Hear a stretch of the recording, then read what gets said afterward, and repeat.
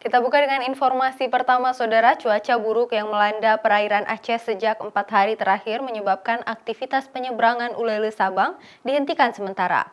Akibatnya sejumlah pengemudi truk mengeluh karena harus bermalam di pelabuhan dan mengalami kerugian dari sisi operasional.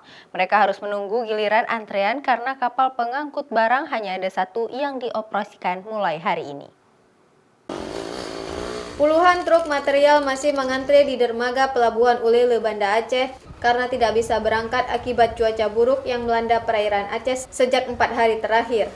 Mereka mengeluh sudah 3 hari bermalam di dermaga dan kehabisan biaya operasional seperti konsumsi hingga penginapan karena mereka membawa bahan material dari Medan, Sumatera Utara menuju Pulau Sabang.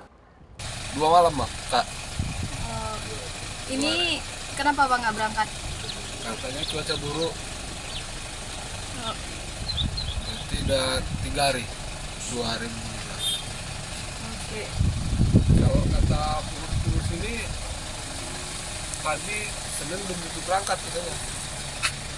Saat ini PT ASDP Indonesia Ferry Persero Cabang Banda Aceh hanya mengoperasikan 1 kapal motor penumpang atau KMP Tanjung Burang yang hanya memuat kapasitas minimal 2 unit truk dan selebihnya mobil pribadi dan kendaraan motor penumpang. Sedangkan puluhan truk lainnya harus menunggu giliran antrean yang diperkirakan akan berangkat 2 atau 3 hari ke depan.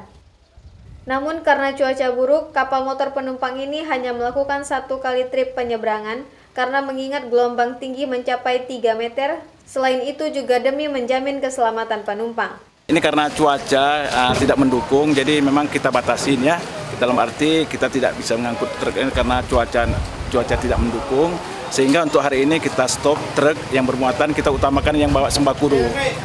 Sembako tetap boleh lewat. Sembako tetap kita utamakan. Jadwal keberangkatan dari Balohan menuju Ulele, Banda Aceh juga dihentikan sementara dan akan kembali berlayar pada esok hari.